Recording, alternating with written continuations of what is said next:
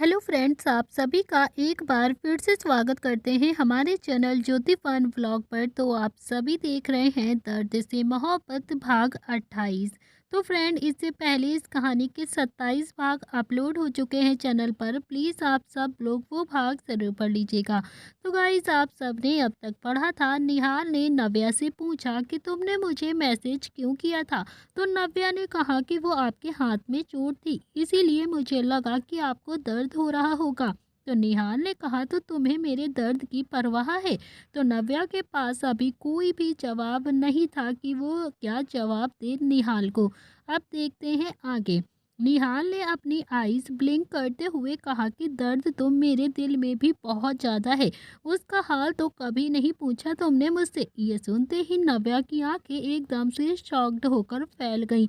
नव्या ने छोटी आंखें कर कर निहाल को देखा और फिर बोली, अगर आप ऐसी ही बातें करेंगे ना तो मुझे आपके साथ डांस बिल्कुल नहीं करना है। इतना कहकर नव्या वहां से जाने लगती है, लेकिन तभी निहाल ने उसका हाथ नहीं छोड़ा और उसे अपनी तरफ खींच लिया। निहाल ने कहा कि अच्छा अच्छा, नहीं करता ऐसी बातें, बस अब तो डांस कर लो मेरे साथ। तो नव्या और निहाल अभी फिर से एक दूसरे के साथ डांस करने लगे। इधर रीता ने अपनी पर्स से एक छोटा सा पाउच निकाल कर तनु को देते हुए कहा कि ये लो, इसे कैसे भी करके अब शुभ की ड्रिंक में ऐड कर दो। ओके। तो तनु ने कहा कि मॉम, क्या है ये, और ड्रिंक में ऐड करने से इसमें क्या हो जाएगा।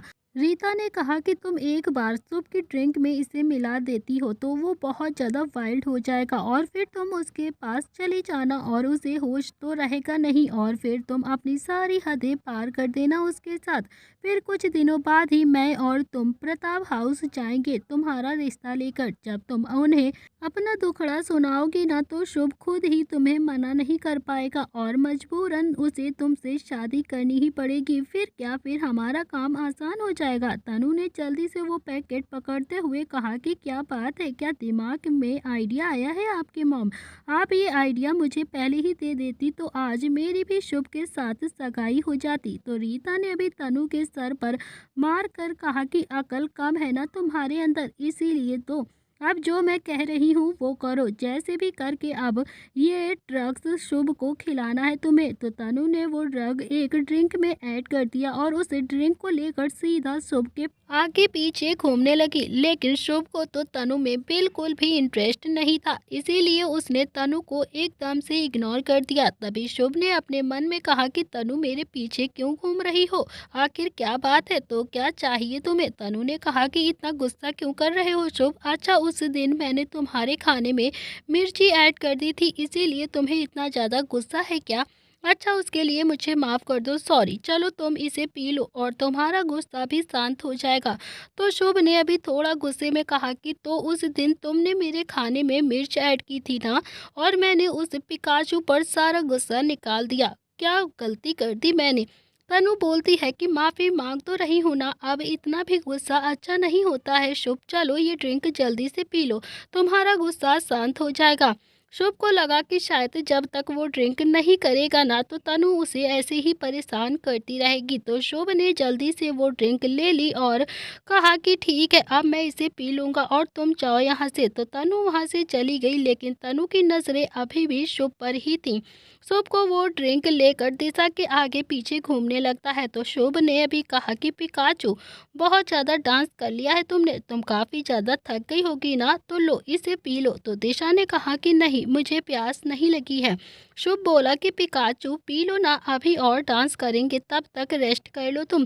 तो दिशा ने भी वो ड्रिंक ले ली और पी ली उसको। तो उसकी तरफ अभी दादा और दादी आपस में ही बातें कर रहे थे। इतने में ही दादी बोलती है, मेरे बच्चे ऐसे ही खुश रहें, बस उन्हें राइटर की नज़र ना लगे। तो दादाजी बोले कि चंद्रकला, इतना परेशान मत हुआ करो तुम, उसी ने बनाया है वही बिगाड़ेगा, सब कुछ उसी के हाथ में ही है, हम तो बस उसके हाथ की कठपुतलियां हैं। तुम बस परेशान मत हो, सब कुछ ठीक ही रहेगा। सगाई खत्म हो गई थी और फिर सब अपने अपने घर जाने लगे थे। तभी दादी ने नव्या की तरफ देखकर कहा कि नव्या, दिशा कहाँ पर है। तो नव्या ने कहा कि वो दादी, वो ना शुभ के साथ आई थी, तो शायद उसी के साथ वापस भी जाएगी, आप चलिए वो दोनों ही आ जाएंगे। तो दादी ने अभी नव्या को एक मुस्कान पास की और फिर वो सभी गाड़ी में जाकर बैठ गए और प्रताप हाउस के लिए आ गए। लेकिन दिशा और शुभ अभी तक वापस नहीं आए थे। तभी कुछ दिनों के बाद इधर रुद्र जो अभी पैकिंग कर रहा था और रुद्र किट्टू की आंखें एकदम से नम हो चुकी थी। किट्टू नम आंखों से रुद्र को ही देखे जा रही थी। तो रुद्र ने अपनी शर्ट बैग में रखते हुए कहा कि किट्टू ऐसे वादा करोगी तो मैं ना एक चीज़ जरूर करूँगा। कुछ हफ्तों की तो बात है, आ जाऊँगा मैं। किट्टू अभी लेकिन थोड़ा सा मुंह बनाए खड़ी हुई थी। तो रुद्र अपनी पैकिंग कर रहा था लेकिन उसे पैकिंग नहीं हो रही थी। तो फिर भी वो उल्टे सीधे तरीके से अपना सारा सामान रख रहा था। तो किट्टू ने अभी रुद्र को वहां से हटाया और रुद्र का सामान अच्छे से एडजस्ट करके रख दिया। रुद्र ने अभी किट्टू को पीछे से अपने गले लगाते हुए कहा कि ओहो मेरे लिटिल खरगोश, मैं भी तो तुम्हें मिस करूंगा ना, वहाँ अकेले तुम ही थोड़ी करोगी मुझे मिस। हम चैट करेंगे, फोन पर बात भी तो करेंगे और वीडियो कॉलिंग भी करेंगे। तो रुद्र ने अभी किट्टू को थोड़ा सा अपनी तरफ घुमाया और उसके माथे पर किस करके बोला कि प्लीज़ किट्टू, मुंह ऐसे बनाओगी तो मैं नहीं जा पाऊंगा, मुझे बिल्कुल भी अच्छा नहीं लगेगा। तो किट्टू ने अभी रुद्र की तरफ देखकर एक मुस्कान पास कर दी। तो रुद्र ने अभी किट्टू के होंठों पर हल्का सा किस करके कहा कि ओके, आके तुम्हारा ना बर्थडे अच्छे से सेलिब्रेट करेंगे और एक ग्रैंड पार्टी भी होगी। अच्छा बताओ तुम्हारे लिए अमेरिका से क्या लेकर आऊं। तो किट्टू ने इशारों में कहा कि आप आ जाइए और कुछ नहीं चाहिए। रुद्र ने किट्टू के गालों पर किस करके कहा कि हाय मेरे लिटिल खरगोश, इतना प्यार करोगी तो जा नहीं पाऊंगा मैं। तभी थोड़ी देर के बाद ही रुद्र हॉल में नीचे आ गया। तो रुद्र ने अभी दादा दादी के पैर छुए। तो दादाजी ने कड़कती हुई आवाज में कहा कि रुद्राक्ष, जिस काम के लिए जा रहे हो वो पूरा करके ही आना। तो मुझे उम्मीद है कि तुम वो काम ज़रूर पूरा करोगे। तो दादी ने भी कहा कि हाँ, मैं भगवान से प्रेयर करूंगी कि तुम जिस काम के लिए जा रहे हो वो पूरा करके ही घर वापस आओ। तो नील ने भी मजाक करते हुए कहा कि अच्छा, मतलब सीक्रेट बातें हो रही हैं। मुझे नहीं पता कि ये अमेरिका क्यों जा रहा है, लेकिन हाँ आप दोनों को पता है कि ये क्यों जा रहा है। तो रुद्र ने कहा कि ऐसा कुछ नहीं है। तो रुद्र ने अभी शुभ की तरफ देखकर कहा कि छोटे शेर, अगर कुछ गलत नहीं किया तो डरते नहीं है और हाँ इनफैक्ट प्रॉब्लम को फेस करते हैं। रुद्र ने फिर नव्या को देखकर कहा कि नव्या अपने दिल की सुनो, तुम्हारा दिल कभी तुमसे झूठ नहीं बोलेगा और हाँ ऐसा कुछ भी मत करना कि तुम्हें बाद में बहुत ज़्यादा पछताना पड़े। तो नव्या और शुभ अभी दोनों ने ही हाँ में अपनी गर्दन हिला दी। तो नील ने कहा कि अच्छा चले। तो नील अभी रुद्र को एयरपोर्ट छोड़ने के लिए जा रहा था। नील और रुद्र अभी जा ही रहे थे और किट्टू काफी उदास मन से उन्हें देख रही थी। तो नील और रुद्र अभी गार्डन से होते हुए गाड़ी में बैठ गए। नील ने रुद्र को देखा और फिर किट्टू को, और नील ने कहा कि किट्टू को भी लेके चलते हैं ना एयरपोर्ट तक, वो मेरे साथ टाइम स्पेंड करेगी और चली आएगी। रुद्र ने कहा कि नहीं नील, वो रोएगी, मैं जा नहीं पाऊंगा फिर। तो नील ने कहा तो अभी कौन सा चुप है, तो देखना उसकी आंखों में कितने ज्यादा आंसू गिरने के लिए तैयार हैं। रुद्र ने किट्टू की तरफ देखा और वो सच में रोने को हो रही थी। रुद्र को थोड़ा सा गुस्सा आ गया और उसने नील की तरफ देखकर कहा कि तू और तेरा बच्चा दोनों ही मुझे बस परेशान करते हो। रुद्र गाड़ी से उतरा और फिर उसने किट्टू की तरफ अपना हाथ बढ़ाया। तो किट्टू भी जल्दी से रुद्र के गले आकर लग गई। रुद्र ने कहा कि किट्टू एयरपोर्ट चलोगी, लेकिन हाँ रोना मत। तो किट्टू ने हाँ में अपनी गर्दन हिला दी और फिर रुद्र के साथ गाड़ी में पीछे बैठ गई। अगले ही पल गाड़ी एयरपोर्ट पर आकर रुक गई। तो रुद्र अभी किट्टू से बातें कर रहा था। रुद्र ने कहा कि किट्टू, जब मैं वापस आऊंगा ना तो मुझे तुम ऐसे ही मुस्कुराती हुई मिलना, ठीक है। तभी थोड़ी देर में ही रुद्र की फ्लाइट अनाउंस हो गई थी। नील ने कहा कि रुद्र, तेरी फ्लाइट अनाउंस हो गई है, जाओ अच्छे से जाना। तो रुद्र ने नील का हाथ पकड़ा और एक साइड में लेकर जाकर कहा कि तू मुझसे पूछ रहा था ना कि मैं अमेरिका क्यों जा रहा हूँ, तो सुन। रुद्र ने जैसे जैसे नील को बताना शुरू किया तो नील की आंखें एकदम से बड़ी होने लगी। तो नील ने कहा कि तू तू सच कह रहा है। तो रुद्र ने हाँ में अपनी गर्दन हिला दी। नील बोला कि तू टेंशन मत ले यार, हो जाएगा वो काम, यह सब मैं संभाल लूंगा, तुझे परेशान होने की जरूरत नहीं है। तू जिस काम के लिए जा रहा है बस उस काम पर ध्यान लगा लेना। रुद्र ने कहा तो किट्टू को संभाल लेगा ना, तुझ पर बहुत भरोसा करती है वो। तो नील ने हाँ में अपनी गर्दन हिला दी। रुद्र चला गया। किट्टू रुद्र को जाते हुए देख रही थी। जैसे ही किट्टू एयरपोर्ट से बाहर आई तो फूट फूट कर रोने लगती है रुद्र को याद करके। तो नील ने अभी किट्टू को चुप करवाते हुए कहा कि बच्चा बच्चा प्लीज ऐसे रोगी तो उसका मन भी नहीं लगेगा। वो जिस काम के लिए गया है ना वो काम नहीं कर पाएगा वो, और वो काम बहुत इम्पोर्टेंट है। उसका ध्यान बार बार अभी तुम पर ही आ जाएगा। तो नील अभी किट्टू को चुप करवा कर उसे प्रताप हाउस वापस लेकर आ गया था। इधर अशोक चौहान का विला था, जहां अशोक चौहान ने कहा कि चिराग, रुद्र इस वक्त राजस्थान में नहीं है। इससे अच्छा मौका तुम्हें कभी भी नहीं मिलेगा। नव्या को जैसे भी करके अभी कन्विंस कर लो, शादी के लिए उसे मजबूर कर दो। उस लड़की को एक बार बस शादी करने के लिए तैयार कर लो तो ना रुद्र की इज्जत के साथ खेलना बहुत ही आसान हो जाएगा। चिराग नव्या के साथ अभी रेस्टोरेंट में आकर बैठा हुआ था। तो चिराग ने नव्या का हाथ पकड़कर कहा कि देखो नव्या, एक बार शादी कर लेते हैं, फिर तुम्हारा भाई हमें एक्सेप्ट कर ही लेगा। तो नव्या ने कहा कि देखो चिराग, जब तक भैया अमेरिका से नहीं आएंगे मैं शादी नहीं करूंगी, कभी भी नहीं करूंगी। मैं भैया से खुद बात करूंगी, वो मान जाएंगे हमारी शादी के लिए। तो चिराग को अब नव्या पर काफ़ी गुस्सा आने लगा था। चिराग ने मन ही मन खुद से कहा कि मान क्यों नहीं रही हो, क्यों मुझे मजबूर कर रही हो कि मैं तुम्हारे साथ कुछ गलत कर दूं। तभी चिराग ने कहा कि प्लीज़ नव्या मान जाओ ना, हम शादी कर लेते हैं। एक बार शादी हो जाएगी तो तुम्हारे भाई के पास कोई ऑप्शन ही नहीं बचेगा। तो नव्या ने कहा कि मैं छुप कर शादी नहीं करूंगी। मैंने सोचा था कि मेरी एक ग्रैंड वेडिंग होगी, लेकिन तुम तो ऐसे चुपचाप से शादी कर रहे हो मुझसे। चिराग ने कहा कि अभी तुम ऐसे ही मान जाओ ना, फिर जब तुम्हारे भाई के सामने सच्चाई आएगी तब हम बहुत बड़ा सा रिसेप्शन कर लेंगे। जैसा तुम चाहती हो वैसा ही होगा नव्या, प्लीज। तभी फाइनली चिराग के बहुत ज़्यादा समझाने पर नव्या शादी के लिए तैयार हो गई थी। चिराग ने कहा कि कल तुम मेरे होटल आ जाना, हम वहीं पर शादी कर लेंगे, ठीक है ना। तो नव्या ने भी हाँ में अपनी गर्दन हिला दी और वहां से चली गई। इधर दिशा अपने कमरे में बैठी हुई थी और बेहिसाब से रो रही थी। तो शुभ अभी गेट पर खड़ा हुआ दिशा को देख रहा था। शुभ जैसे ही दिशा के पास आया तो दिशा ने उसे पॉइंट करते हुए कहा कि शुभ जी, बहुत हो गया, अब आप मेरे पास मत आइएगा। और हाँ, अब आपको क्या चाहिए, आपने तो सब कुछ ले ही लिया है मेरा, अब मेरे पास आपको देने के लिए कुछ भी नहीं है, कुछ भी नहीं है मेरे पास। दिशा को लगातार रोते हुए देख शुभ के दिल में अभी काफ़ी ज़्यादा दर्द हो रहा था। शुभ ने कहा कि दिशा, मेरी बात पर यकीन करो, हमारे बीच कुछ भी नहीं हुआ है। तो दिशा ने रोते हुए कहा कि बहुत हो गया आपका, जब से इस घर में मैं आई हूँ ना, आप बस मुझे परेशान कर रहे हो। सगाई वाली रात को आपने सारी हदें पार कर दी हैं मेरे साथ। तो दिशा ने अभी अपने आंसुओं को पोंछते हुए कहा कि अब मैं आपकी सारी बातें दादी को बता दूंगी, अब मैं और ज़्यादा बर्दाश्त नहीं कर सकती।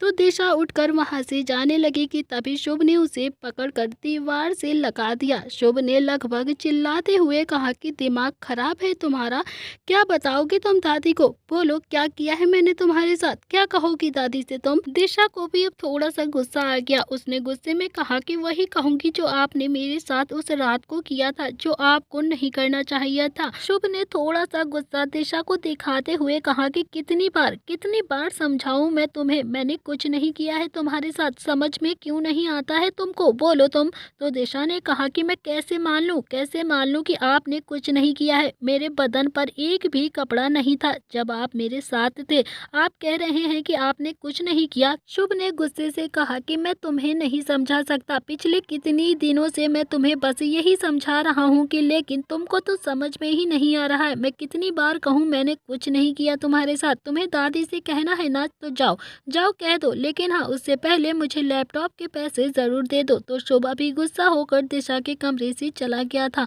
और फिर दिशा वहीं पर बैठकर रोने लगती है। तब अभी इधर सभी कोई डिनर कर रहा था, लेकिन सबके चेहरे उतरे हुए थे। तो दादी ने नील की तरफ देखकर इशारों में ही पूछा कि इन सबको हुआ क्या है, ये ऐसे मुंह लटका कर क्यों बैठे हैं, सबके मुंह क्यों उतरे हुए हैं।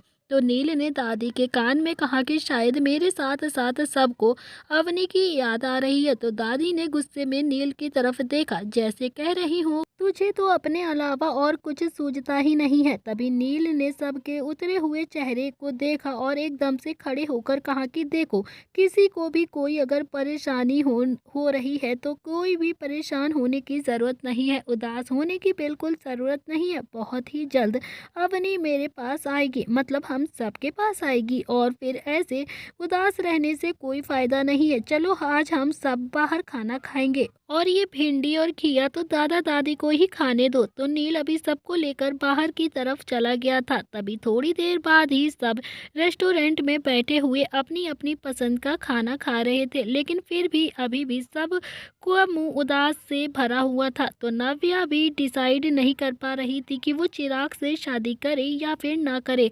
तो शुभ और दिशा के बीच अभी बहुत ज़्यादा मिसअंडरस्टैंडिंग क्रिएट हो चुकी थी। तो किट्टू को भी अभी रुद्र की काफ़ी ज़्यादा याद आ रही थी, क्योंकि एक हफ्ता हो गया था और रुद्र ने अभी तक किट्टू को कॉल नहीं किया था, और किट्टू कॉल करती तो रुद्र रिसीव नहीं करता। सबने मिलकर अभी डिनर किया और उसके बाद सब गाड़ी के पास आकर खड़े हो गए। तो शुभ अभी सबके लिए आइसक्रीम लेकर आया और सब पार्किंग में खड़े होकर आइसक्रीम खाने लगते हैं। तो कोई किसी से अभी बात नहीं कर रहा था, सिर्फ अपने अपने काम से मतलब था।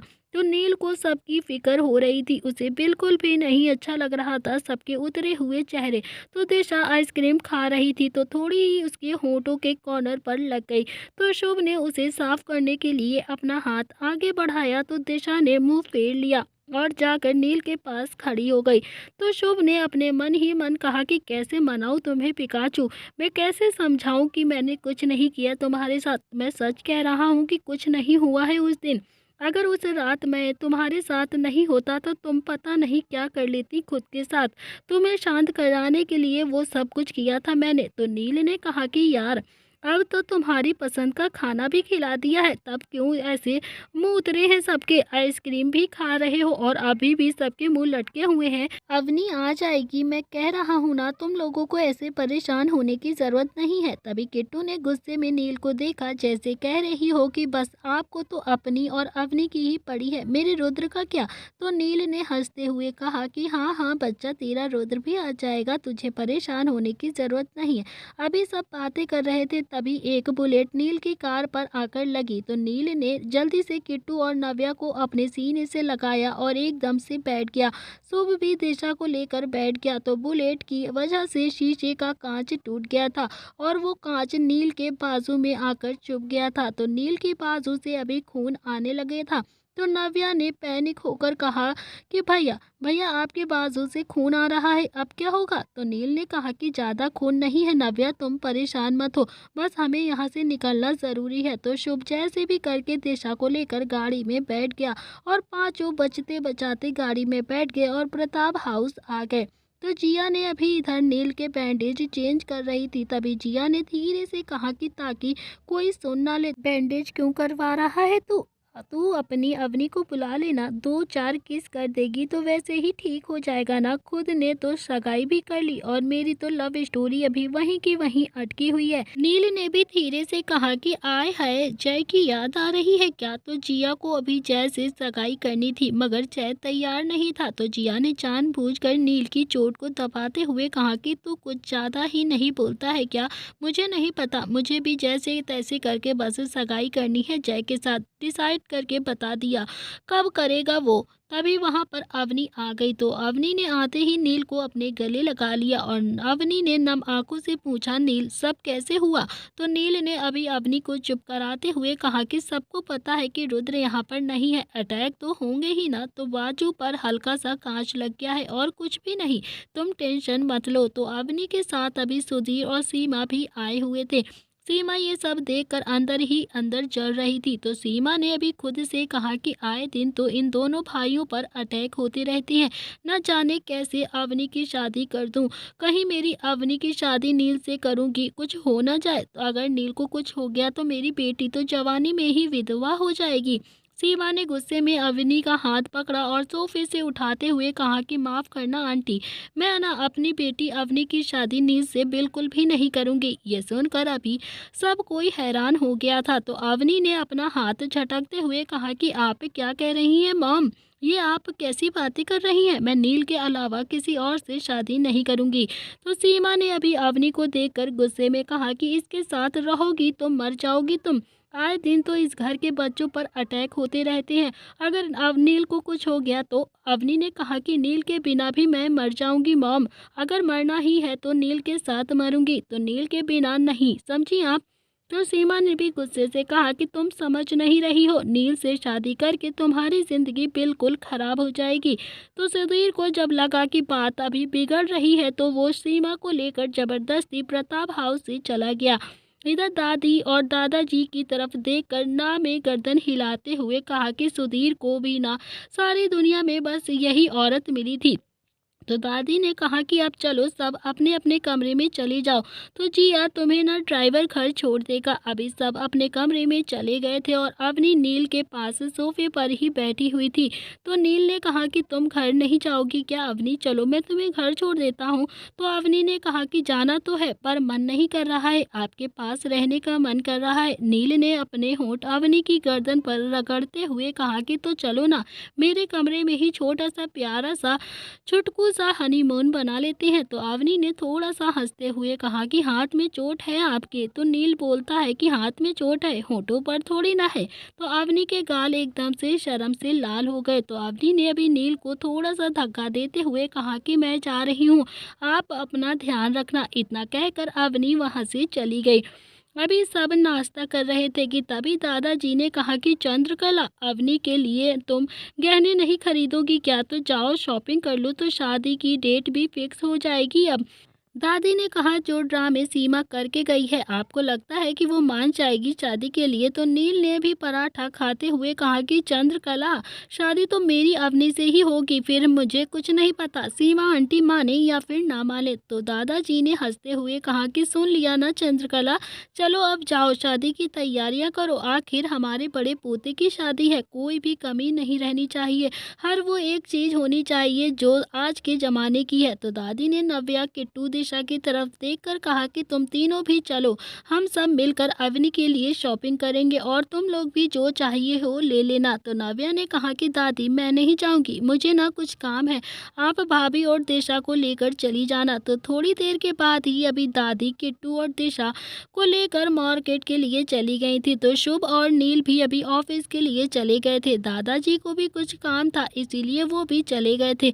नव्या को इससे अच्छा मौका बिल्कुल मिलता ही नहीं, इसीलिए नव्या ने भी अभी जल्दी से अपना बैग पैक कर लिया और चिराग के होटल के लिए निकल गई और वो वहां पर पहुंच गई। तो चिराग अभी बड़ी बेसब्री से नव्या का इंतजार कर रहा था।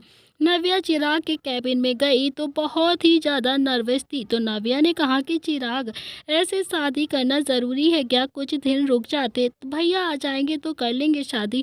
तो चिराग ने कहा कि शादी तो अभी ही कर लेते हैं, जब तुम्हारे भाई आएगा तो हम उन्हें अपनी शादी का सच बता देंगे और रिसेप्शन पार्टी बाद में कर लेंगे। तो चिराग ने भी नव्या को वेडिंग ड्रेस देते हुए कहा कि अभी से जल्दी से पहनकर तैयार हो जाओ, थोड़ी देर में ही पंडित जी भी आ जाएंगे, फिर हम शादी कर लेंगे। तो नव्या ने अभी वो ड्रेस ले ली और हाँ में अपनी गर्दन हिला दी। तो लेकिन नव्या के दिल में अभी तूफान चल रहा था। थोड़ी देर में ही नव्या वेडिंग ड्रेस पहनकर तैयार हो गई थी। नव्या बहुत ज़्यादा सुंदर लग रही थी। नव्या अपनी मर्जी से शादी कर रही थी, फिर भी वो काफ़ी ज़्यादा उदास थी, बिल्कुल भी खुश नहीं थी। उसे बार बार निहाल याद आ रहा था। नव्या तैयार होकर मिरर के सामने खड़ी हुई थी। नव्या लाल जोड़े में कहर ढा रही थी, तभी मिरर में उसे निहाल दिखाई देता है। निहाल ने हाथ बांध कर कहा कि ओ मेरी कबूतरी, शादी कर रही हो क्या तुम? मेरे दर्द की फिक्र नहीं है तुम्हें? हम सबको छोड़कर चिराग के पास चली जाओगी क्या? मेरा दिल तोड़ दोगी क्या? तो चिराग ने अपना प्रॉमिस तोड़ दिया। तो चिराग ने अपने डैड को लेकर अभी प्रताप हाउस के लिए आ गया था। तुम फिर भी चिराग के पास आ गई हो? नहीं ना कबूतरी, प्लीज, निहाल पर भरोसा नहीं है क्या तुम्हें? तो निहाल ने अभी गुस्से में अपनी आंखें बंद कर ली थी। नव्या को अब निहाल दिखाई दे रहा था। तो निहाल का पुश अप करके किस करना, निहाल का आइसक्रीम खिलाना और फिर निहाल का किस करना, निहाल का रंग लगाना, निहाल का उसे कंधे पर उठाकर पानी में फेंकना, निहाल का बाथरूम में न्यूड नहाना। नव्या ने अपनी आंखें खोली तो नव्या ने अभी मन ही मन खुद से कहा कि मैं क्या करूं, क्या करूं मैं, मुझे तो कुछ समझ में ही नहीं आ रहा है। हे भगवान, मुझे कोई सिग्नल तो दे दो, मुझे बता दो कि मैं क्या करूं। क्या मैं जो कर रही हूं वो बिल्कुल सही है? प्लीज़ भगवान मेरा साथ दीजिए, मुझे बताइए कि मेरे लिए क्या सही है और क्या गलत है। चिराग से शादी करने का डिसीज़न सही है या फिर गलत? प्लीज़ भगवान मेरी हेल्प कीजिए। नव्या बार बार भगवान से प्रेयर कर रही थी। नव्या तैयार होकर चिराग के कैबिन में बैठी ही थी कि तभी चिराग का फ़ोन वाइब्रेट हुआ। फ़ोन पर वाइब्रेट होने से फ़ोटो शो हो रही थी और नीचे भाई लिखा हुआ था। तो नव्या ने अभी फ़ोन उठाकर देखा तो एक पल में ही समझ गई थी कि विराट चिराग का भाई है। तभी कमरे में चिराग आ गया तो चिराग ने अभी नव्या को देखकर कहा कि तुम आज बहुत ज़्यादा खूबसूरत लग रही हो नव्या। आज के बाद तुम हमेशा के लिए मेरी बन जाओगे और हम दोनों एक साथ हो जाएंगे। चिराग नव्या को गले लगाने ही वाला था कि तभी नव्या ने उसे थोड़ा सा धक्का देकर कहा कि विराट तुम्हारा भाई है चिराग। तो चिराग ने कहा कि हाँ मेरा भाई है विराट, बहुत ही अच्छा है। तो नव्या ने उसे गुस्से में पॉइंट करते हुए कहा कि तुम्हारा भाई मेरी भाभी के पीछे पड़ा हुआ है और तुम्हारा भाई मेरे भाइयों को मारना भी चाहता है। तुम्हारा भाई दुनिया भर के गुंडे लेकर हमें मारने के लिए आया था और तुम कह रहे हो कि तुम्हारा भाई बहुत अच्छा है। मैं ये शादी बिल्कुल भी नहीं करूंगी, तुमसे मुझे शादी नहीं करना, समझे तुम? मैं एक ऐसे इंसान से शादी नहीं कर सकती जिसका भाई गुंडा हो। नव्या ने अभी चिराग को धक्का दिया और वहां से जाने लगी, लेकिन तभी चिराग ने नव्या को पकड़ लिया और दीवार से लगाकर कहा मेरे सामने ज्यादा स्मार्ट मत बनना, समझी तुम? शादी तो यहाँ पर होकर ही रहेगी, तुम चाहो या फिर ना चाहो। तो नव्या ने चिराग के लोअर पैंट पर अपना घुटना मार दिया और उसे धक्का देकर वहां से जाने लगी, लेकिन तभी चिराग ने थोड़ी देर बाद फिर से उसे पकड़ लिया और एक चांटा जोर से इसके मुंह पर मार दिया। नव्या खड़ी हुई, उसने अभी चिराग के हाथ को पीछे की तरफ बेंड कर दिया और पंच मारकर उसे मारने लगी। तभी नव्या ने कहा कि क्या समझ के रखा है तुमने मुझे? नाजुक सी हूँ, जो मन करेगा वो कर लोगे तुम। इतना कहकर नव्या ने चिराग को धक्का दिया और चिराग का सिर अभी लैंप पर जाकर लग गया। तो नव्या वहां से जाने लगी, लेकिन चिराग ने पीछे से उसके सिर पर एक फ्लावर पॉट मार दिया। नव्या एकदम से पलटी और चिराग को देखती हुई बेहोश हो गई। तभी चिराग वहां पर फ्लावर पॉट फेंकते हुए बोलता है कि आराम से मान जाती तो शायद मैं ये सब कुछ नहीं करता, मुझे ये सब ना करना पड़ता, लेकिन तुम अपने भाई की तरह ही फाइटिंग कर रही थी तो मजबूर होकर मुझे ये सब कुछ करना ही पड़ा तुम्हारे साथ। इधर अमेरिका में रुद्र एक मीटिंग में काफी ज्यादा बिजी था, लेकिन उसका मन अभी भी काफी ज्यादा बेचैन हो रहा था। रुद्र मीटिंग से उठकर अभी बाहर की तरफ चला गया। रुद्र ने नील को फोन किया, लेकिन नील ने अभी फोन रिसीव नहीं किया। तो रुद्र ने अभी शुभ को फोन किया, लेकिन शुभ का भी फोन स्विच ऑफ आ रहा था। रुद्र ने निहाल को फोन किया तो निहाल ने अभी फोन को रिसीव कर लिया था। निहाल बोला कि कहिए मिस्टर अमेरिका, क्या हुआ, कैसे याद आ गई आपको हमारी? तो रुद्र ने कहा कि निहाल वहाँ पर सब कुछ ठीक तो है ना? तो निहाल बोलता है कि हाँ हाँ सब कुछ ठीक है, बस कल रात नील पर थोड़ा सा अटैक हो गया था, लेकिन वो भी अब बिल्कुल ठीक है। रुद्र ने कहा कि पता करो किसने किया था। निहाल ने कहा कि कर लिया पता मैंने, सोमनाथ के अलावा कौन ही कर सकता है, इतनी छिछोरी हरकत वही कर सकता है और कोई में इतनी हिम्मत ही कहाँ। उसे पता चल गया था कि तू यहाँ पर नहीं है तो वो आ गया अपनी औकात पर और कुछ नहीं। तो रुद्र ने पूछा कि सब कहाँ पर है? निहाल ने कहा कि नील और शुभ तो ऑफिस में है और बाकी दादी के साथ सब गए हैं शॉपिंग करने के लिए, अवनी भी शायद उनके साथ गई है। तो रुद्र ने कहा कि निहाल सब ठीक है ना वहाँ पर? तो तू सच बोल रहा है कि या झूठ? तो निहाल ने कहा कि हाँ यार सब ठीक है और नहीं होगा तो मैं ठीक कर दूंगा ना, डोंट वरी, तू जिस काम के लिए गया है बस वो काम कर ले। तो रुद्र ने अभी फोन को काट दिया और निहाल भी फोन कट करके निहाल अभी इस वक्त वीरू और अपने बाउंसर्स को लेकर एक होटल के सामने खड़ा हुआ था। निहाल ने अपने बाउंसर्स की ओर इशारा करते हुए कहा कि ये वही होटल है ना, चिराग का ही है ना ये होटल, चलो अब सब मिलकर ढूंढो कि नव्या कहाँ पर है।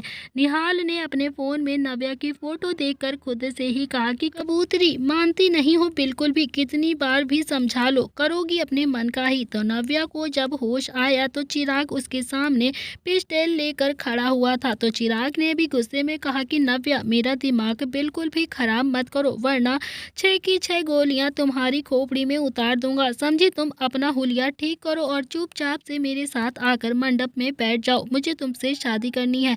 तो नव्या ने भी गुस्से में कहा कि मेरे भाइयों को पता चलेगा ना तो तुम्हें जान से ही मार देंगे, समझे चिराग, छोड़ेंगे नहीं तुम्हें। चिराग ने थोड़ा एटीट्यूड के साथ कहा कि ये इंडिया है और इंडिया में कोई भी भाई अपनी बहन को अपने हाथ से विधवा नहीं करता है।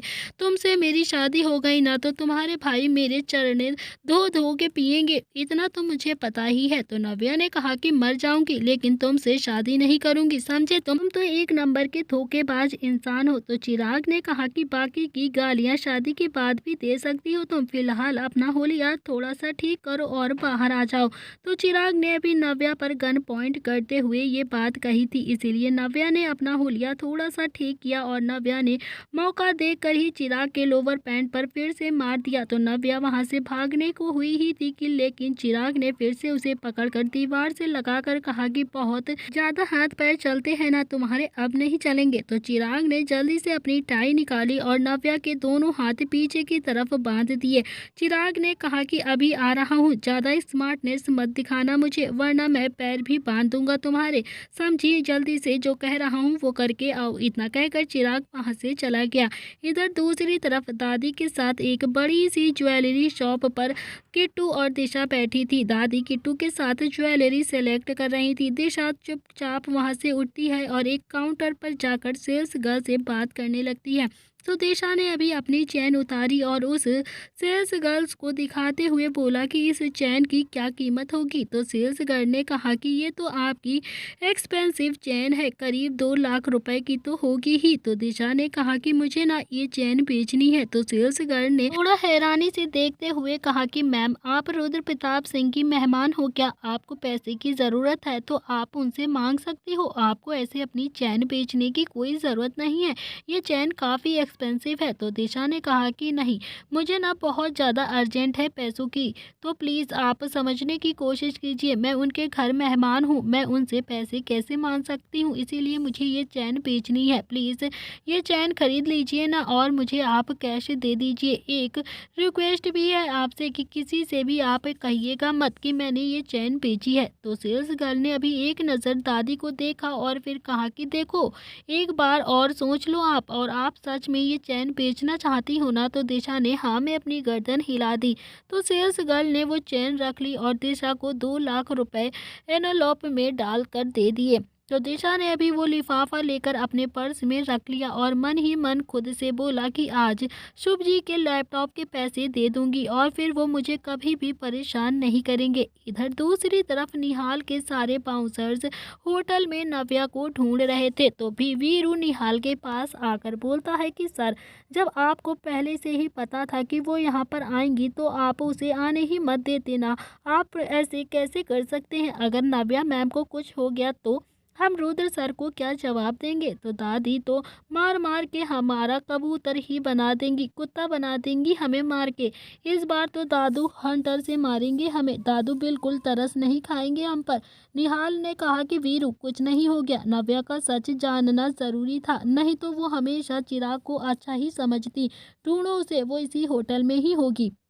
थोड़ी देर के बाद ही कैबिन का गेट खुला और चिराग अंदर आया। तो चिराग ने अपने चेहरे पर एक मास्क लगाया हुआ था। नव्या ने गुस्से में कहा कि मेरे हाथ खोल दो वरना मेरे भाई को पता चल गया तो तुम्हें जान से मार देंगे, चिराग जल्दी से मेरे हाथ खोलो।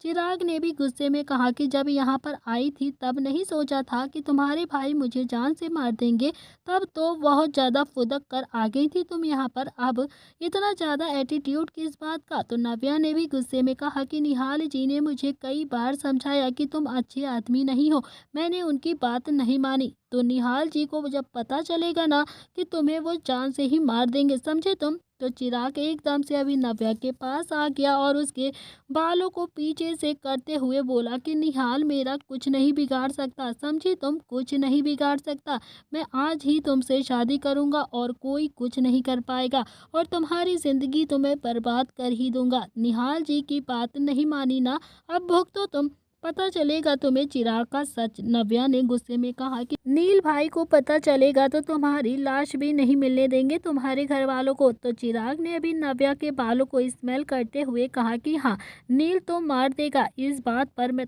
तुम्हारे साथ एग्री करता हूँ। नील को अगर पता चलेगा कि मैंने तुमसे शादी कर ली है, वो तो मुझे मार ही देगा, इतना तो मुझे पूरा भरोसा है। तभी नव्या ने फिर से अपना घुटना बैंड किया और चिराग के लोअर पार्ट पर मारने लगी, लेकिन तभी चिराग ने उसका घुटना वहीं पर पकड़ लिया और चिराग ने कहा कि इतने हाथ पैर नहीं चलाते, समझी तुम। अब चुपचाप से मेरे साथ नीचे चलो, हम आज ही शादी करेंगे। तो नव्या ने कहा कि चिराग, मैं तुमसे शादी नहीं करना चाहती, बिल्कुल भी नहीं करना चाहती। देख लेना, अगर तुमने मेरे साथ जबरदस्ती की ना तो सुहाग रात वाले दिन ही तुम्हारे दूध में जहर मिला दूंगी मैं।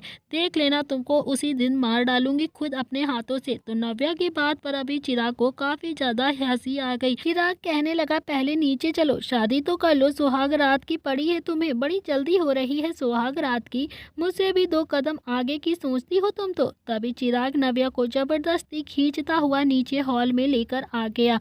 तो चिराग का होटल अभी इस वक्त पूरा खाली था। वहां पर बस चिराग के बाउंसर्स खड़े हुए थे। चिराग ने जबरदस्ती नव्या को मंडप पर बैठाते हुए कहा कि चुपचाप बैठो और हाँ, हिलना मत। तो चिराग ने अभी पंडित जी से कहा कि पंडित जी चलिए, मंत्रों का उच्चारण कीजिए और हाँ, जल्दी से इस शादी को निपटा दीजिए। तो पंडित जी ने पूछा कि बेटा, तुमने अपने मुंह पर मास्क क्यों लगाया हुआ है। चिराग ने कहा कि पंडित जी आप भी लगा लीजिए ना, कोरोना पूरी तरीके से ठीक नहीं हुआ है, शायद कोरोना हो जाएगा आपको। तो पंडित जी ने कहा कि फिर तो बेटा दुल्हन के मुंह पर भी लगा दो तुम मास्क। तो चिराग ने कहा कि इसके मुंह पर तो टेप लगाना पड़ेगा, हाथ पैर के साथ साथ जुबान भी पूरी की पूरी चलती है इसकी। तो नव्या ने चिल्लाते हुए कहा कि पंडित जी, ये शादी मेरे मर्जी से नहीं हो रही है, मेरे मर्जी के खिलाफ हो रही है, ये ना मुझसे जबरदस्ती शादी कर रहा है। तो चिराग ने अपनी जेब से बंदूक निकाली और पंडित जी को पॉइंट करते हुए कहा कि अब जल्दी से मंत्रों को पढ़ो पंडित जी, वरना ये सारी गोली तुम्हारे अंदर जाएंगी। इसकी बात मत सुनो, पता नहीं खुद को क्या समझती है ये।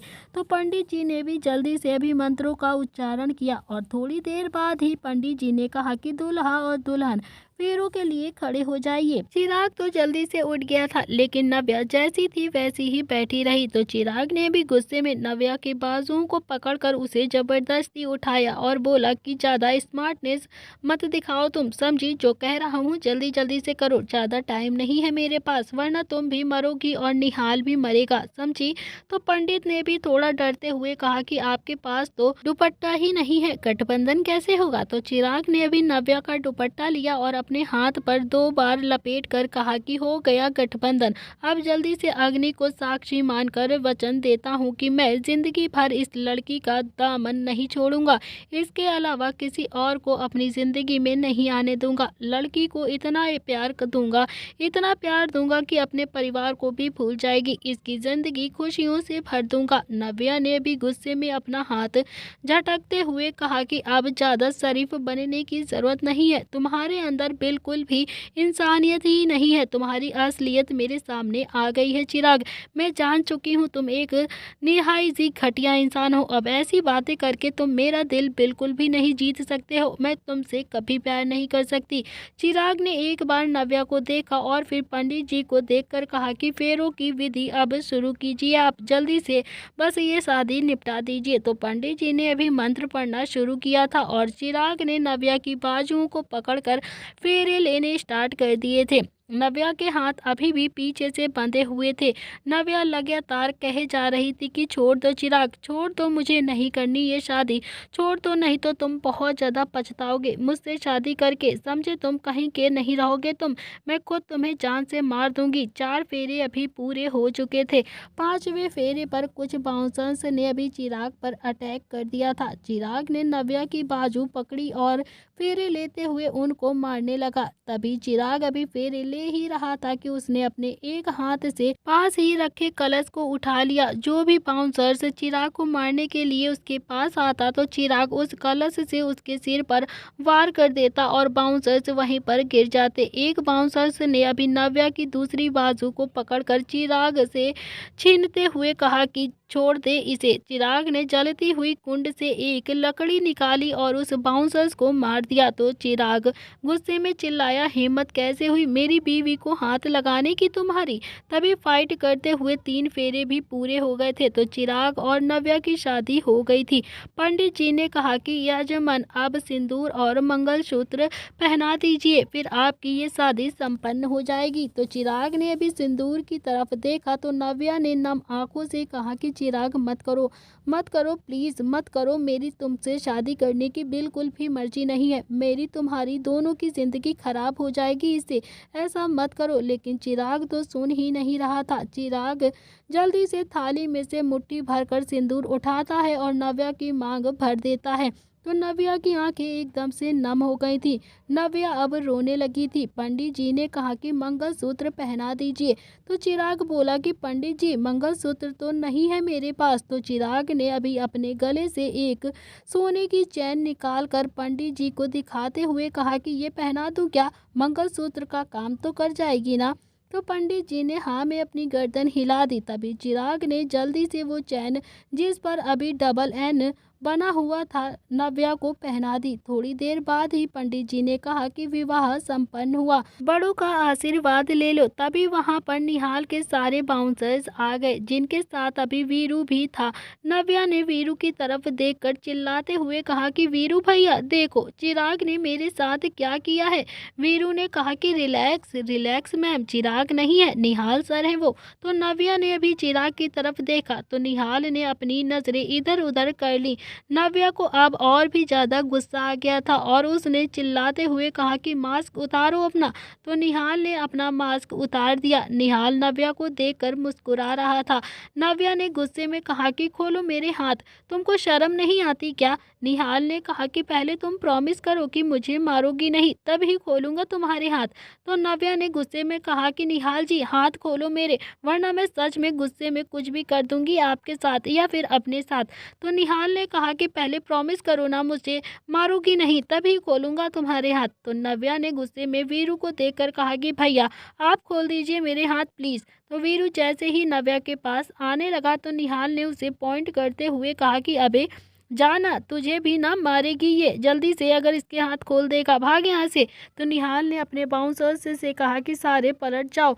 सब पलट गए और निहाल ने पंडित जी से कहा कि पंडित जी जरा आँख के ऊपर अपने हाथ रखो, ये मुझे मारेगी तो मैं सबके सामने पीटता हुआ अच्छा नहीं लगूंगा ना, इसीलिए सब अपनी आंखें बंद कर लो। तभी पंडित जी ने मुस्कुराकर अपनी आंखों पर अपना हाथ रख लिया।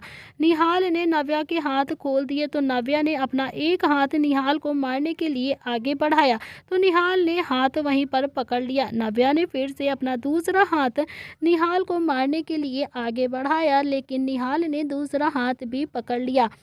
निहाल ने बिना कुछ कहे ही नव्या के दोनों हाथों को पीछे ले जाकर अपने एक हाथ से पकड़ लिया। तो निहाल ने अभी नव्या की आंखों पर किस करते हुए कहा कि किस बात का गुस्सा है तुम्हें कबूतरी, मुझसे शादी हो गई या फिर चिराग से शादी नहीं हुई इस बात का। तो नव्या ने नम आंखों से धीरे से कहा कि मैं आपका गला दबा दूंगी निहाल जी, प्लीज छोड़िए, छोड़ूंगी नहीं मैं आपको। तो निहाल ने अभी नव्या के माथे पर किस करके कहा कि मत छोड़ना, वैसे भी अब तुम हमेशा के लिए मेरी हो गई हो और मैं खुद नहीं चाहता कि तुम मुझे छोड़ो, अब तो तुम मुझे छोड़ ही नहीं सकती हो ना। निहाल ने नव्या के हाथ को छोड़ दिया और फिर नव्या का सिर अपने सीने पर रखकर कहा कि अब चलते हैं, दादी से भी बात करनी है ना। तो नव्या ने भी नम आंखों से हाँ में अपनी गर्दन हिला दी। तो पंडित जी ने फिर से कहा कि जजमान बड़ों का आशीर्वाद ले लीजिए, शुभ माना जाता है। तो निहाल ने अभी सारे बाउंसर्स को देखकर जितने भी उम्र में मुझसे बड़े हैं ना एक साइड में आ जाओ। तो वीरू ने कहा कि सर मैं तो आपसे सिर्फ 6 महीने ही बड़ा हूँ। निहाल ने कहा कि साले है तो तू बड़ा ही ना, तो साइड में आ जा। तभी 3 से 4 बाउंसर्स काफी ज्यादा एक्साइटेड हो गए थे और अंदर आगे आके खड़े हो गए। निहाल ने उन बाउंसर्स को देखकर कहा कि सच में तुम लोग मुझसे बड़े हो ना, बाकी कोई बचा तो नहीं है ना जो मुझसे बड़ा हो। तो बचे हुए बाउंसर्स ने कहा कि सर हम आपसे 1 या 2 महीने ही बड़े हैं। निहाल ने अपने पिस्तौल से अपना सर खुजाते हुए कहा कि यानी तुम सारे बड़े हो ना, साइड में आ जाओ, फिर 1-2 महीने भी अगर बड़े हो तो भी बड़ा ही माना जाता है। तो निहाल ने फिर पंडित जी से कहा कि पंडित जी फिलहाल तो यही बड़े हैं हमारे, तो इन्हीं के पैर छू लेता हूँ मैं, क्योंकि बड़े घर वाले तो अभी यहाँ पर है ही नहीं। तो निहाल ने भी नव्या का हाथ पकड़ा और सबसे पहले दोनों ने पंडित जी के पैर छुए और पंडित जी ने कहा कि सदा खुश रहो, ईश्वर तुम्हारी जोड़ी पर ऐसे ही प्यार लुटाता रहे। तो नव्या और निहाल ने फिर एक एक करके सारे बाउंसर्स के पैर छू लिए। तो बाउंसर में से किसी को भी आशीर्वाद देना आता ही नहीं था, इसीलिए जो पंडित जी ने कहा उन सब ने यही पंडित जी की बात को रिपीट कर दिया। तो सदा खुश रहो, ईश्वर तुम्हारी जोड़ी पर उतारे। तो निहाल ने आशीर्वाद लेकर कहा कि सालो अगर मेरी जोड़ी पर प्यार नहीं उतरा ना तो एक एक को पकड़ कर मारूंगा, समझे। तुम आए बड़े पंडित जी की बात को रिपीट कर रहे हो। तो वीरू अभी खुद ही बहुत ज्यादा पड़पड़ा रहा था अपने आप में ही। एक तो गन पॉइंट पर आशीर्वाद ले रहे हैं और ऊपर से धमकी भी दे रहे हैं। निहाल ने नव्या का हाथ पकड़ा और होटल से बाहर जाते हुए एक बाउंसर्स को लात मारकर कहा कि साले तेरा चिराग सर बाथरूम में बंद हुआ है, कब से बंधा हुआ पड़ा है बाथरूम में, नहीं तो मर ही जाएगा, जा जाकर हाथ खोल दे उसके, वरना तुम लोगों की क्लास ले लेगा। तो निहाल अभी अपनी गाड़ी में बैठ गया था और नव्या भी उसके पास में ही बैठी थी। निहाल ड्राइव कर रहा था और नव्या बैठकर कुछ सोच रही थी। दोनों के बीच में भी कोई भी बात नहीं हुई थी। निहाल ने नव्या को छेड़ते हुए कहा कबूतरी अभी से नखरे। नव्या ने थोड़ा टेंशन में कहा कि आप दादा दादी जी से क्या कहेंगे। निहाल बोलता है कि पता नहीं, इतना तो नहीं सोचा, बस उस वक्त जो सही लगा वो मैंने कर दिया। ये तो सोचा ही नहीं था कि दादा और दादी को कैसे फेस करेंगे हम। तो नव्या ने कहा कि तो सोचिए ना, लेकर तो जा रहे हैं आप मुझे। तो नव्या की बात सुनकर निहाल ने अभी गाड़ी यू टर्न ले ली। तो नव्या ने हैरान होते हुए पूछा अब हम कहाँ पर जा रहे हैं। तो निहाल ने कहा कि मेरे फार्म हाउस। घर तुम्हें लेकर नहीं जा सकता मैं, क्योंकि वहाँ डैड और अवनी है और तुम वहाँ अपने कपड़े चेंज कर लेना, फिर प्रताप हाउस चली जाना। 1-2 दिन में मौका देखकर दादा और दादी जी से बात कर लेंगे।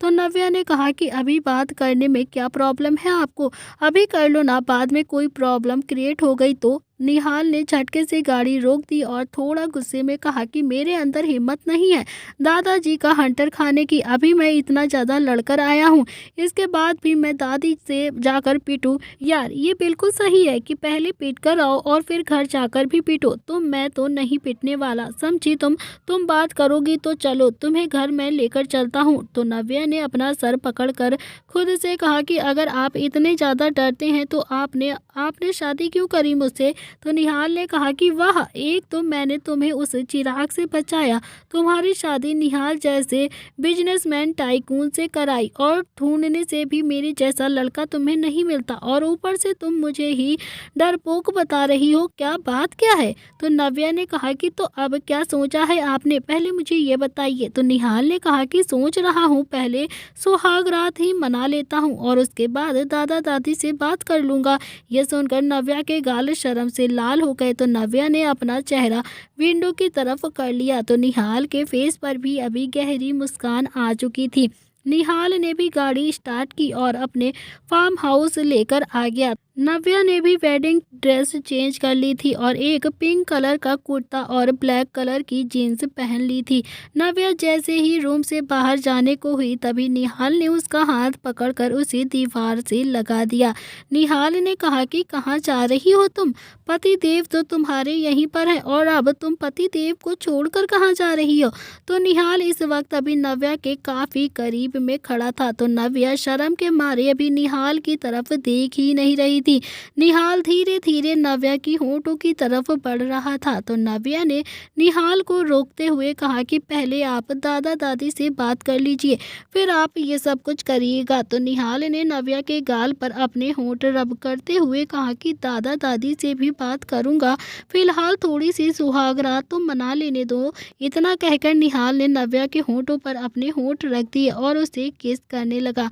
तो नव्या अब चाहकर भी निहाल को खुद से दूर नहीं नहीं कर पा रही थी। एक डीप किस करने के बाद निहाल ने नव्या को अपनी गोद में उठा लिया और बेड पर लिटा दिया। तो नव्या ने अपनी आंखें बंद कर ली थी। निहाल नव्या को किस करता हुआ उसके गले तक आ गया था। नव्या को इस वक्त बहुत ज़्यादा कंफर्टेबल फील हो रहा था, लेकिन वो चाहकर भी निहाल को रोक नहीं पा रही थी। निहाल ने नव्या की कुर्ती को एक बटन खोल दिया था, तो नव्या ने और ज़्यादा कसकर अभी अपनी आंखें बंद कर ली थी। निहाल ने नव्या के फ्रंट बॉडी पर अपने हाथ फेरना शुरू कर दिया था। नव्या से बर्दाश्त नहीं हो रहा था और वो झटके से उठी और उसने निहाल को कसकर अपने गले लगा लिया। तो निहाल जी, अभी मैं इन सब चीज़ों के लिए रेडी नहीं हूँ। तो निहाल ने नव्या की घबराहट समझ ली थी, क्योंकि नव्या को दादा दादी के रिएक्शन का काफ़ी ज़्यादा डर था। तो निहाल ने अभी नव्या के बालों पर अपना हाथ फेरते हुए कहा कि इट्स ओके, हम पहले दादा दादी से बात करेंगे, फिर हम अपनी सुहाग रात कंटिन्यू करेंगे। तो निहाल ने अभी नव्या के बालों को चूमते हुए कहा कि जितना टाइम चाहिए तुम ले सकती हो, मुझे कोई प्रॉब्लम नहीं है, अब घर चले। तो नव्या ने हाँ में अपनी गर्दन हिला दी, लेकिन नव्या अभी भी निहाल की तरफ देख नहीं रही थी। निहाल आगे आगे चल रहा था और नव्या उसके पीछे पीछे चल रही थी। निहाल थोड़ा सा पलटा तो नव्या का सिर निहाल के सीने से जा लगा। तो नव्या ने अभी एक नज़र निहाल को देखा, फिर अपनी नज़रें नीचे कर ली। तो निहाल ने भी नव्या को कमर से पकड़ा हुआ था और उसे अपनी तरफ घुमा लिया। निहाल ने नव्या की नाक से नाक रगड़ कर कहा कि ओ हो मेरी कबूतरी, इतना शर्माओगी तो मुझसे कंट्रोल नहीं होगा। तो नव्या के चेहरे पर भी शर्म के साथ साथ एक मुस्कान आ चुकी थी। नव्या ने निहाल को कसकर अपने गले लगा लिया था और थोड़ी देर बाद ही अभी दोनों ही प्रताप हाउस के लिए निकल गए थे। इधर दूसरी तरफ दादी शॉपिंग करके घर आ गई थी। दादी ने अवनी और किट्टू के लिए बहुत सारे गहने खरीदे थे। किट्टू अपने कमरे में थी और रुद्र को कॉल कर रही थी, लेकिन आज फिर से रुद्र ने किट्टू के कॉल को रिसीव नहीं किया था। किट्टू अब धीरे धीरे काफ़ी ज़्यादा गुस्सा होने लगी थी रुद्र से। दिशा भी अपने कमरे में बैठी हुई थी और पैसों का एनवलप देख रही थी। दिशा ने मन ही मन खुद से कहा कि आज जब शुभ जी घर आएंगे तो मैं उन्हें ये सारे पैसे दे दूंगी और फिर वो मुझसे कभी भी नहीं कोई बात कहेंगे और ना ही कभी मुझे ब्लैकमेल करेंगे, ना ही मुझे कभी परेशान करेंगे। इतना सोचकर वो वहाँ से उठती है। इधर अमेरिका में रुद्र एक बड़े से घर के बाहर खड़ा हुआ था और रुद्र अपना फ़ोन निकालता है और धनराज अंकल को कॉल करता है। तो धनराज अंकल ने अभी फ़ोन उठाकर कहा कि रुद्र कहो कैसी रही मीटिंग तुम्हारी। तो रुद्र ने कहा कि अंकल मीटिंग बिल्कुल ठीक थी, आप मुझे बस अनीता माँ के घर का एड्रेस भेज दीजिए। धनराज अंकल ने कहा कि रुद्र संजय अनीता से 31 साल पहले मिला था। तो अनीता 31 साल पहले अमेरिका में ही रहती थी, उसकी डेथ हुए 27 साल हो चुके हैं और अब तुम्हें अनीता के घर का एड्रेस क्यों चाहिए, मुझे भी बताओ आखिर तुम क्या करना चाह रहे हो। तो रुद्र बोलता है कि अंकल मैं एक घर के सामने खड़ा हुआ हूँ और ये वही घर है जहाँ पर पापा अमेरिका आने के बाद रुकते थे। पापा ने ये घर फिर फाइनेंशियली रीज़न की वजह से बेच दिया था। तो शायद इस घर में कोई प्रूफ मिल जाए कि पापा ने अनीता माँ से शादी की थी या फिर नहीं। तो धनराज ने कहा कि रुद्र अनीता वहाँ अमेरिका में पढ़ने के लिए गई थी, वो एक हॉस्टल में रहती थी। रुको मैं तुम्हें उसके एक फ्रेंड का नंबर भेज देता हूँ, एड्रेस देता हूँ तुम्हें, अभी तुम रुको तो शायद वहाँ से तुम्हें कुछ पता चल जाएगा। तो धनराज ने अभी रुद्र को अनीता की एक फ्रेंड का एड्रेस सेंड कर दिया था। रुद्र बिना टाइम गवाए ही धनराज के बताए हुए एड्रेस पर चला गया। तो रुद्र ने वहां अभी एक 52 साल की औरत से मुलाकात करी। अनीता की दोस्त थी वो, उसका नाम था रीना माहेश्वरी। तो रुद्र अभी रीना माहेश्वरी के एक रेस्टोरेंट में बैठा हुआ था। रीना माहेश्वरी ने कहा कि तो बताओ बेटा मुझसे क्या काम है तुम्हें और इंडिया से इतनी दूर मुझसे मिलने के लिए आए हो तुम। तो रुद्र ने कहा कि काम तो और भी है बहुत सारे, पर आपसे मिलना भी एक ज़रूरी काम ही था। रीना माहेश्वरी ने कहा कि तो बताओ ना क्या काम है तुम्हें। तो रुद्र ने कहा कि आप जानती हैं कि मैं कौन हूँ। रीना माहेश्वरी ने कहा कि नहीं बेटा मैं तो नहीं जानती आपको, आप कौन है। तो रुद्र ने कहा कि मैं संजय प्रताप सिंह का बेटा हूँ, रुद्राक्ष प्रताप सिंह। ये सुनते ही रीना महेश्वरी की आंखें हैरानी से फैल गईं। तो क्या जवाब देगी रीना महेश्वरी रुद्र के सवालों का? क्या होगा अंजाम आगे आने वाली कहानी में? तो दोस्तों, आज का एपिसोड यहाँ पर ख़त्म कर रहे हैं। अगर आपको कहानी पसंद आ रही हो तो प्लीज़ चैनल को लाइक शेयर सब्सक्राइब ज़रूर करिएगा। क्या रुद्राक्ष को पता चलेगा उसकी अनीता माँ और संजय प्रताप सिंह का सच, या फिर नहीं?